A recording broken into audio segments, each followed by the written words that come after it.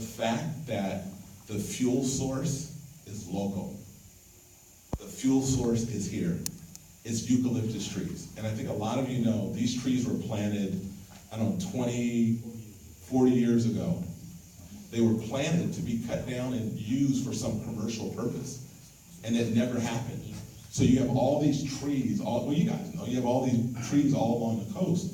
So for us, when we realize that we can take these trees and use as the fuel that ends up creating the energy that the utility will buy, that's sustainable. Why is it sustainable, which was your question?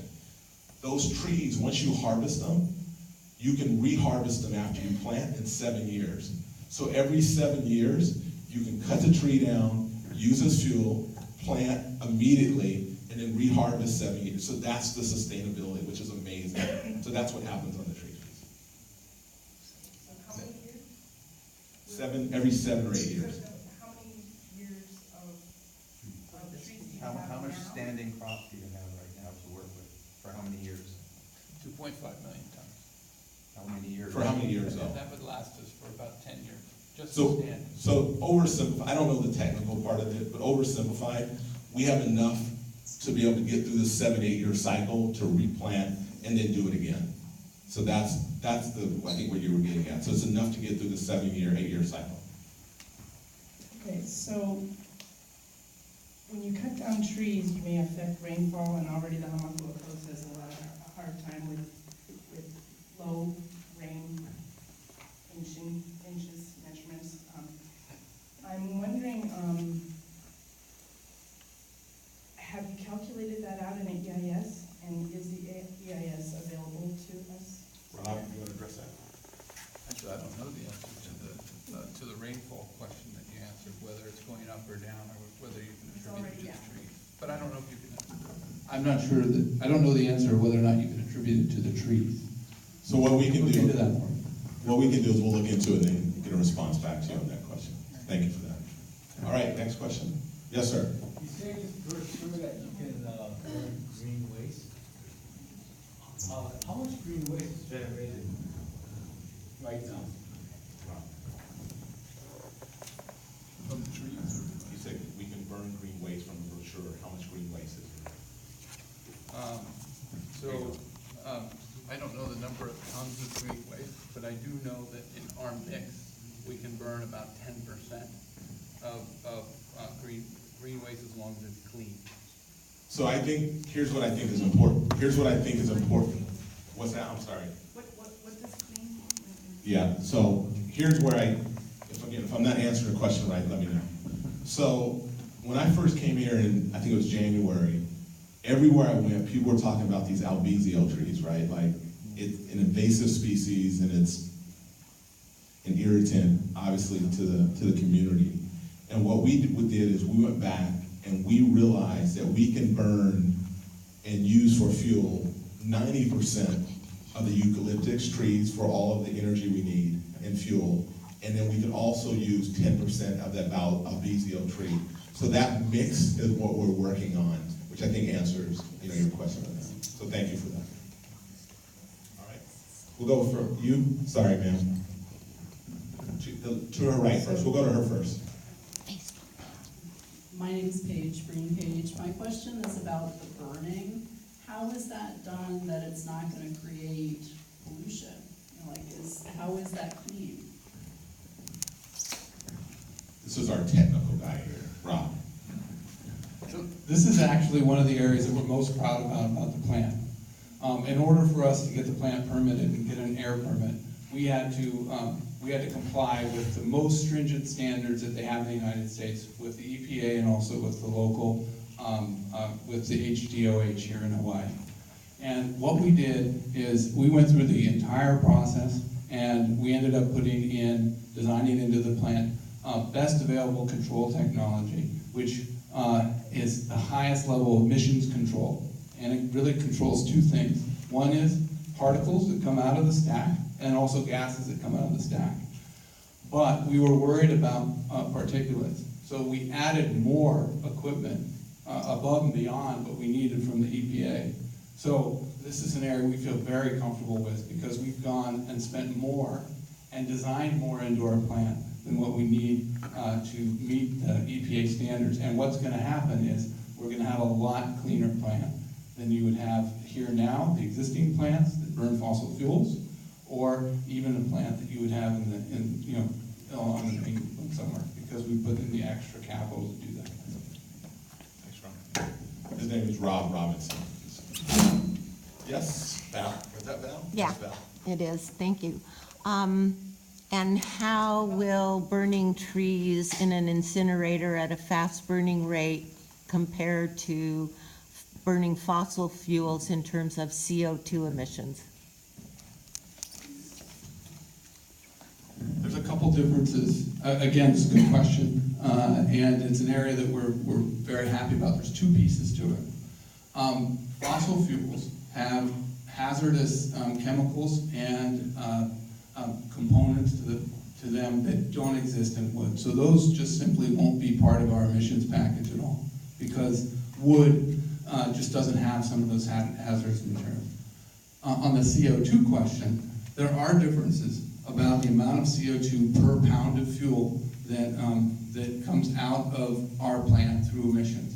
It's all controlled, but the big issue here that's different than fossil fuels is that we are carbon neutral. And what that means, for every tree that we end up processing through our plant, we're growing another tree. And when you grow a tree, you replace, through the growth, the carbon that you emit. And in our case, we're running a system that over time will burn the same amount of trees as we grow. So it ends up being carbon neutral. Can you provide those calculations Yes, we can. and what they're based on? All of those things we can provide. Great. And I want to just kind of address all of that. I think our commitment tonight to everyone here is we'll follow up. I think we have tons of folks' email. Did everybody sign in? So please make sure we have your email, and we'll report out and we'll give all the information that we have on that item, which would be helpful. Chancellor, congratulations, by the way. Oh, thank you. Can you describe the jobs, and what kind of skill sets you're looking for, and what you anticipate the capacity to have to be ready for that? Awesome. Kevin, come up. This is fun. I told you I was gonna get excited. We're both named Kevin too. He asked me about our hair, but it's okay. Okay, so some of our jobs at the plant, and I will talk specifically at the plant, we have all of them are technical jobs. So if the people that we hire don't have those technical skills, we will provide training for those jobs as the plant gets closer to being constructed. So our training program will be within the last 9 months. We'll provide training to specific, for the operators in their field. So everybody will be tested. They will be certified, like our top jobs will be certified, saying that they have met all these skills. It's on the job training. They've got to actually, prove themselves on the job, testing, written exams, stuff like that. So, but yes, we will provide the skill sets that each employee needs, and that'll be 30 jobs. But are just like mechanical technician, process technician? Okay, so our top job will be like the control room operator. So he has to know a lot about the mechanical side of his, job. Even though he's gonna be sitting behind a computer pretty much all day long, controlling everything out in the plant, he has to know the mechanics of it. The next one is an auxiliary operator, which he's gonna have hands-on working with this equipment. He's gonna have to have mechanical skills. We've got, engineers that we'll have to hire a couple engineers, shift supervisors who are the gurus on that shift, who have to have, know about electrical and mechanical. So we will be giving them, training both electrical and mechanical. Is your intent to hire local? Yes. No, so that's for the plant, which sounds like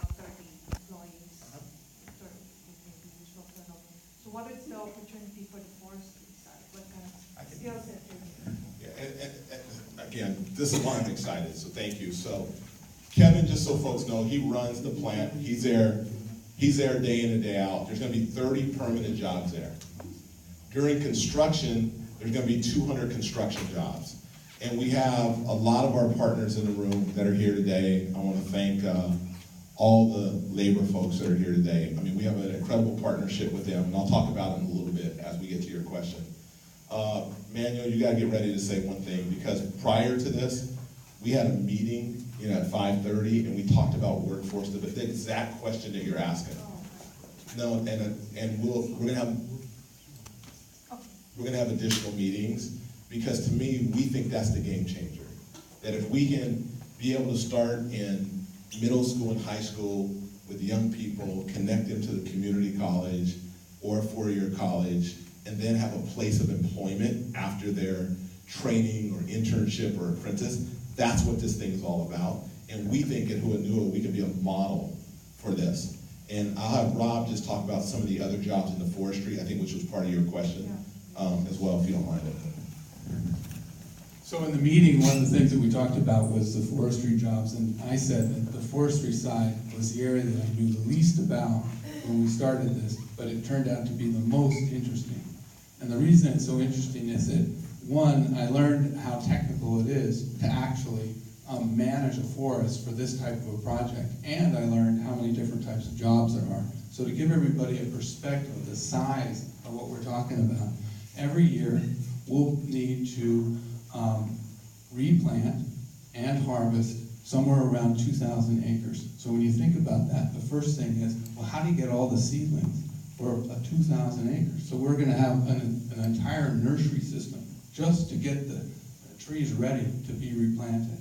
Then you have to have people that replant the trees. Then you have to have very skilled workers that are gonna actually harvest the trees. It's, we're not going out there and harvesting a couple of trees. It's a huge amount of trees, so you have to have skilled workers to do that. We're gonna have people that are gonna be building roads, and somebody asked a question earlier about what's gonna happen to all the roads that were being used. Many of the roads that were here for the sugar plantations will be reused, but other parts of the forest are gonna need new roads. We're gonna have people that have to know how to build specialized roads that can handle the trucks that are gonna be going up and down through the forest.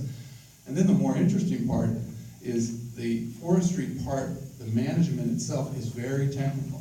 We think that over time, as we plant the trees over and over again, you're gonna get more and more efficient. The trees are actually gonna be picked to grow, the ones that grow the best in this community or in each of the different parts where there's trees. And we might get improvements of 20% of yield just by having good forestry management.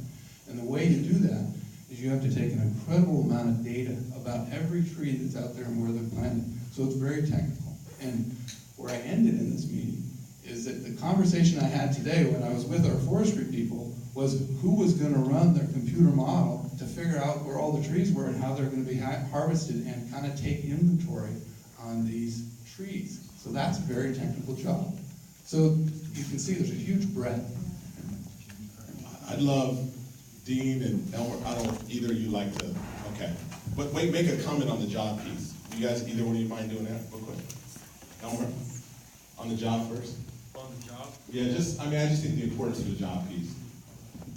Well, I just want to touch up on what Kevin kind of mentioned on some of the jobs that is going to be created. There's a lot of jobs that's going to be created. Jobs, technical jobs like welders, power plant operators, electricians. You're going to have those auxiliary operators as well. This is not just for our community. This is for the entire state of Hawaii. This is for here. This is for Hawaii. This is for being sustainability as well. I'll say this. I was the last business agent when Hilo Coast Power Company shut down, and they didn't shut down because of their mission. They shut down because they failed to get on PPA. Back in the day. But the control system that is set up, the new system that is set up with this power plant is beyond. The stacks that you're gonna see the emissions that's gonna come out of that stack, it's gonna be just gases, water. You're not gonna see, smoke. Somebody once commented before, some power plants, you see this white smoke, right? It's not white smoke. It's water vapors. That's what it is.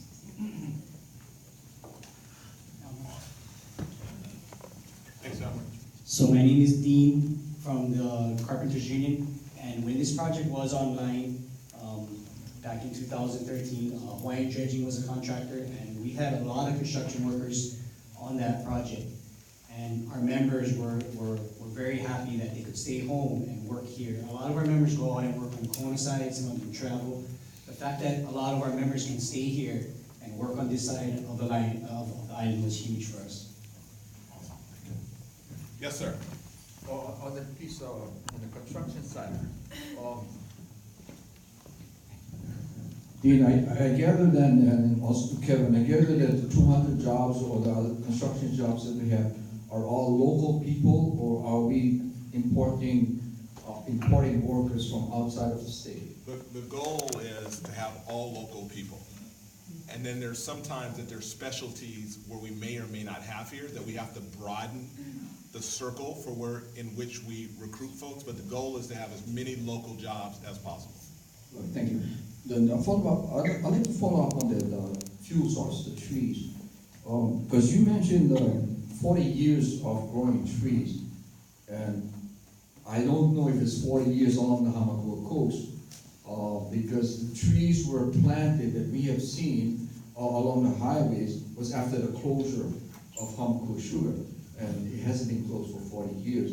So in my mind, I'm thinking, because I've been reading also that there's forestry in the Waikea area, and I don't know if that is a source of fuel that you folks will be using also.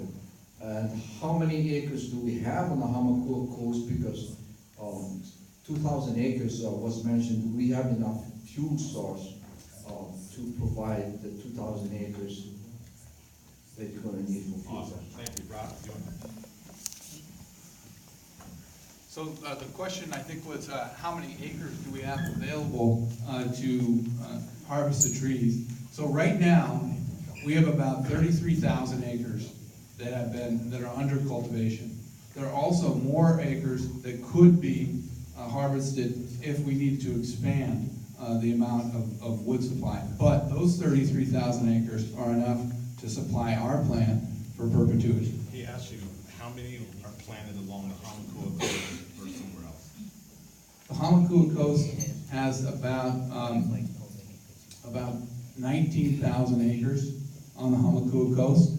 Waiakea has about another 10,000 acres, and then there's some acres out by Bahala, and that makes up to 33,700 or so. And the last thing he said was that, I know somebody told me the trees were planted about 20 years ago. I think somebody in the audience said 40.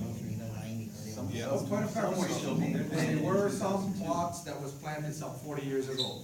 Kauan, there was one I believe in Hakau, Waikea, and there might have been some in Honua. In certain areas, plantation was still running and they was planting certain trees at the time.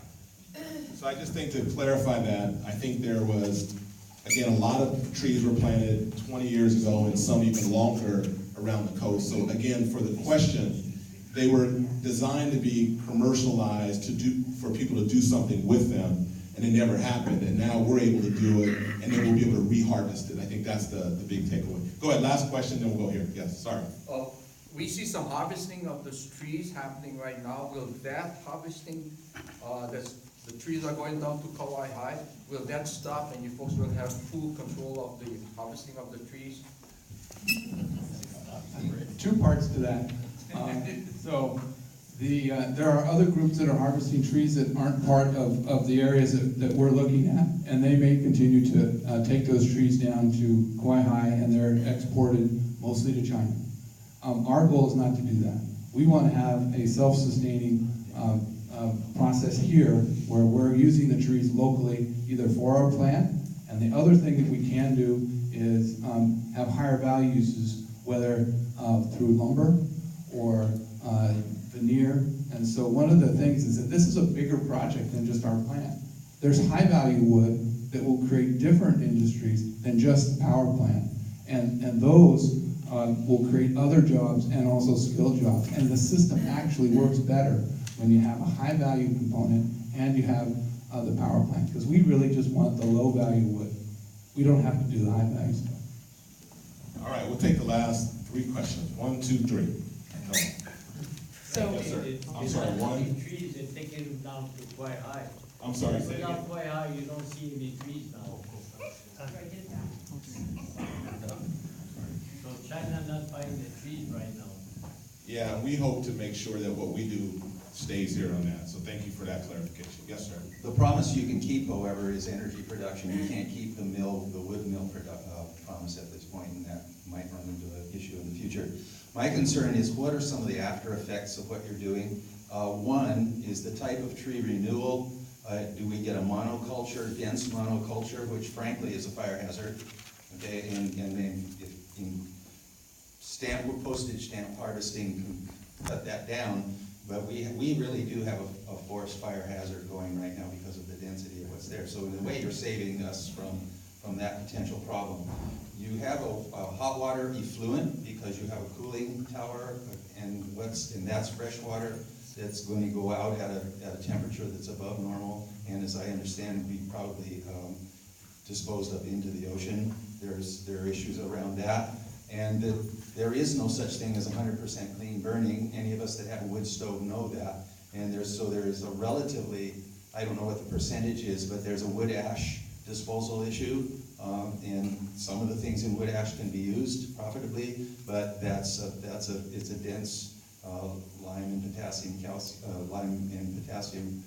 chemical, and so what's the plan to dispose of that in a way that doesn't build up what happens, for instance, with coal ash or something like that? You got your money's worth on that. That was like 6 questions there. Okay, Rob, good luck on all 6. You got it.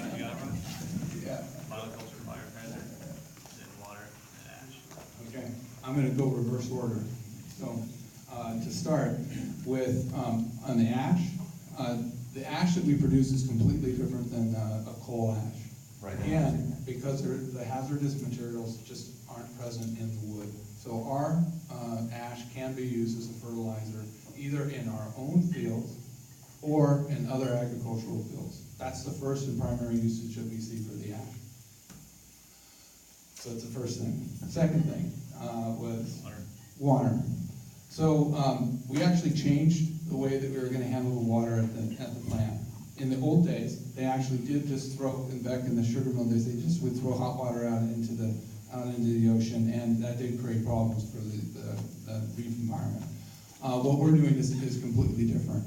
Our cooling water will be pulled from wells using brackish water, and then it will be re-injected back into the ground. It won't go into the ocean directly at all, and it will go back into the brackish water system and then get kind of percolate through the soil before it moves out into the ocean. That was an improvement that we made after everything was all approved, because it's a better system than trying to do either a coolant, an air coolant, which is another way you can do it.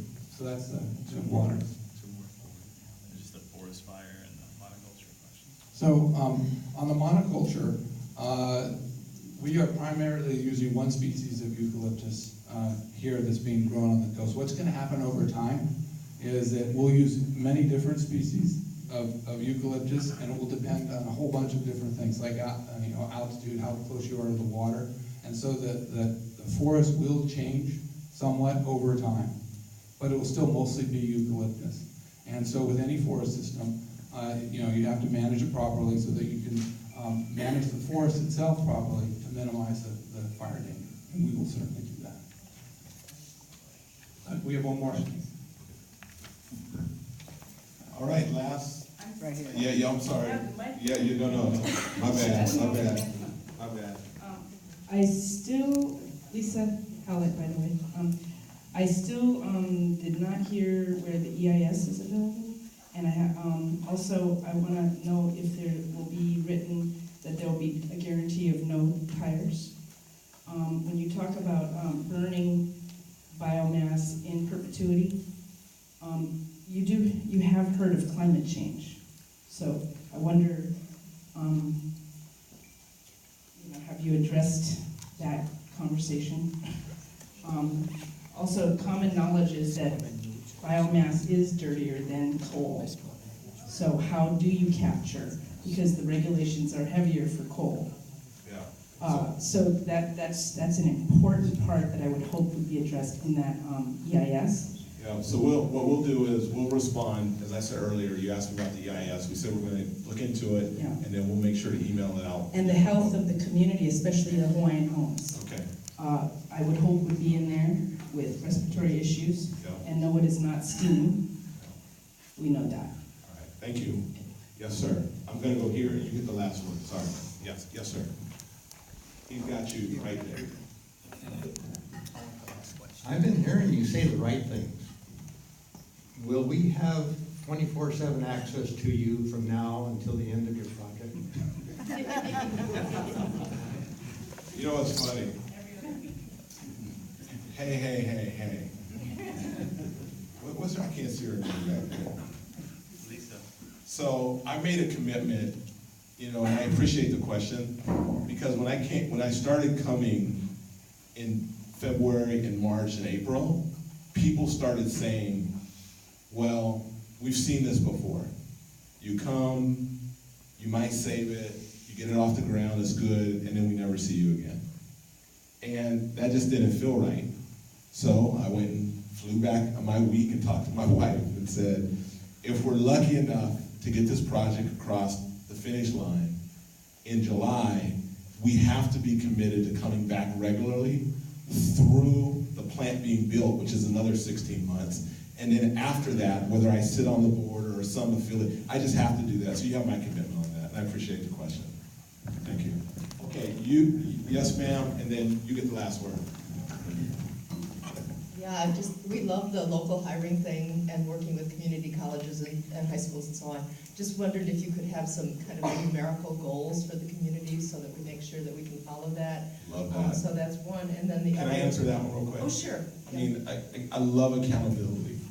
And it doesn't mean you always get it perfect, but I love accountability. And the chancellor's sitting here too, and there will be no way that we'll have another meeting that you or your team is not at that meeting. And what we want to do is develop clear objectives that we can measure, that we hold ourselves accountable. So I love that question. Okay, great. And then in terms of the trees, the kinds of trees, just letting the community know what they're going to be. We're always very worried about invasive species, and some might be, fast growing, et cetera, but they might not be ones that we want in our forests.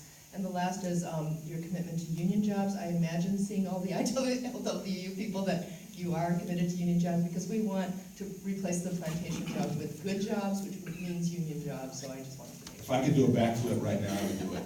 Because, not only are they union jobs, and I think this is important, we talked about it, the Chancellor, next door in this other meeting, was these aren't minimum wage jobs.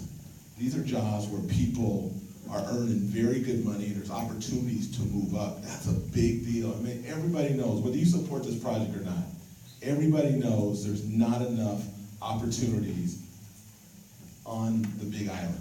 And we've got to do things that create more opportunities, and this gets at it in a real way. So absolutely, we want to build on that and have very specific measurables. Yes, sir, you get the final word. I want to test you on your fifth, be a good neighbor.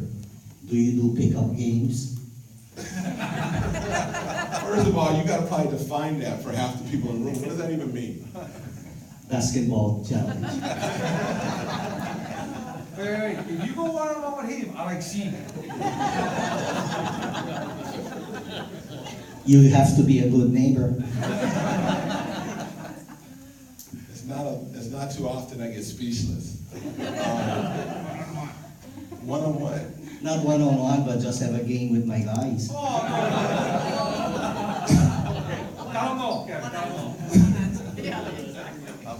We'll take that under consideration. All right, everybody, I want to bring Dwight back up if I can. I just want to say that we're going to have more community meetings like this. I think I'm meeting with some members tomorrow of different neighborhood associations, and we're going to just keep having meetings. And I'd like to think at the end of the day, if this plant gets approved, that we can all still continue the dialogue to talk about how we can address a lot of concerns and be better at the things that we're doing. And today's meeting was incredible. I want to just thank you for your time and your feedback, and thanks for making me a part of the community. So thank you.